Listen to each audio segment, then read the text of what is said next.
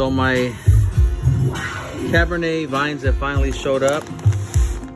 I bought 15 of them just to see how they would do for me. We are in May, what is today, the 19th? May 19th, so the goal is to get these planted as soon as possible so they don't dry out. So I planted 3 today, but I want to show you how we do it for the rest of the 12 that we have. So you can barely see the vines sticking out of the ground. It's only about 2 inches, and that is native soil. There's another one, and there's the last one. So tomorrow we will show you how exactly we did this. So this is day 2. Just water these puppies down. Make sure they stay nice and hydrated. We're just approaching summertime, and you cannot let these be exposed. In fact, what I need to do is put some sleeves over these so that they won't dry out with the bare sun beating on them all day long. Right now I got the canopy up, covering them just for the meantime, but I've already started digging the pots. Got about 18 inches below grade, about 10-inch wide, and I have them, since this is a residential application, I'm spreading them at 4 foot apart, which after doing some research, it's not really a big deal, but if you're doing commercial, you might want to go 6 feet. So I've laid these out in 6 foot increments. So we'll show you once we're dropping them in and backfilling.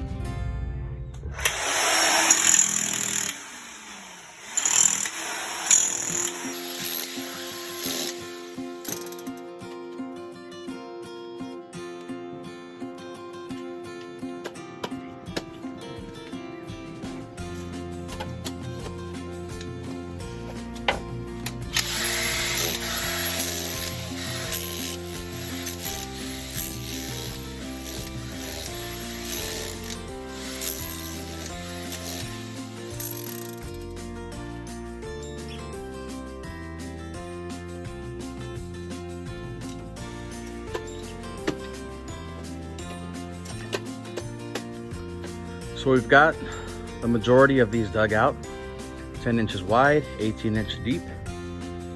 What you want to do, especially if you're working in the hot sun, is you want to keep these pots somewhat moist, so that you're just keeping the moisture inside as you're trying to keep them damp, moist.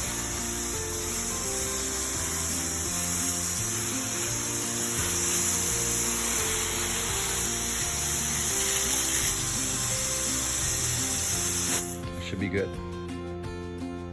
So now we're going to get ready to drop the vines into the pots, and they recommend that you keep the top of the clipping at least 2 inches, well, no more than 2 inches actually. So this one, you can see, has got a good amount of root in it. These are packaged and bought from Harvest, which is a pretty big company in California. So, and actually, speaking of California, we're into the southern part. The soil is pretty soft here. I did let it soak overnight to soften up the soil a little bit to make it easier for the digging, but not that difficult. So we don't have it too bad out here. So now we're just gonna drop these in for now.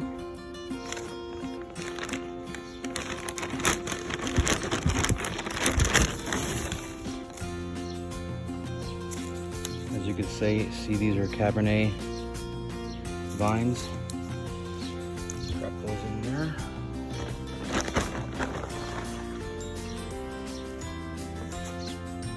Drop that in there. Of course, the dogs are anxious to get out, but we're not going to let them, not yet. So we've got all the vines placed in all the pots, and they're sticking up roughly 2 inches above grade. And as I mentioned earlier, you always want to make sure that this stays a little moist. at all times. You don't ever want to let these roots or these vines dry out, and there goes all your money just wasted. Okay. So now we're gonna start backfilling our vines, and again, you want to make sure your pot is somewhat moist so that you can maintain moisture in there, especially if you're planting in the summer. So you want to make sure you keep your vine at least roughly 2 inches above the finished grade. So here we go. This is where we fast forward.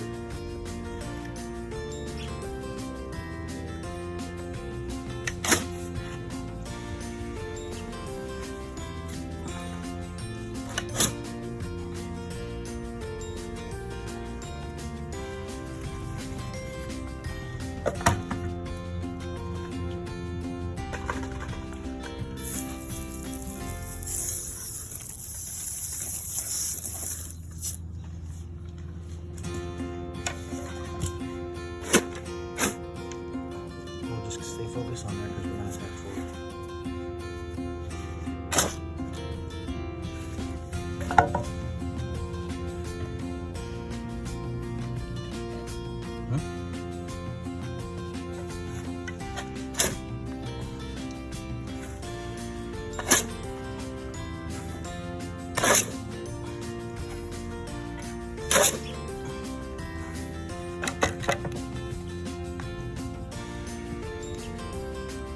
What you want to do is get all the air pockets out of it so that there's no voids, so that that root can really settle and grow faster.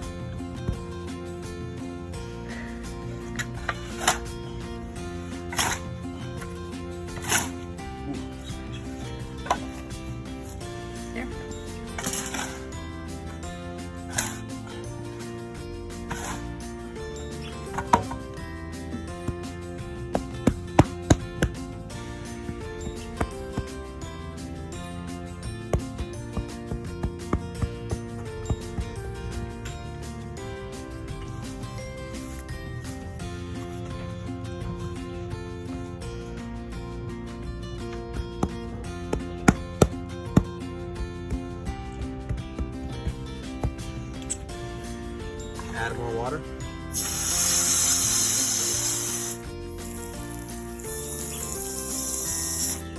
All right, now we have another 15 more left to do. Now, just a side note, a lot of companies that you buy and purchase the vines from require that you have a pre-existing or a functional sprinkler system. Otherwise, it may void the warranty. So luckily for me, I've already had a pre-existing sprinkler. There's a PVC line. You can see it comes all the way from that supply back in that corner, and the sprinkler head is right over here. So that's enough to irrigate this whole back corner. Let's just clean that. So this is just a note that you might want to look into prior to purchasing the vines. All right, so we've got all our vines planted, and I made sure I use enough water, not a whole lot of water, but you want to make sure it gets down into the roots. That way you can get off to a great start and not dehydrate them. So you can see they're just barely sticking out of the ground, 2 inches or so. So what I'm going to do now is run over to the supply house and grab some sleeving so that these can be protected. You don't want too much exposure. So we're going to do that, and we'll show you how we're going to do it.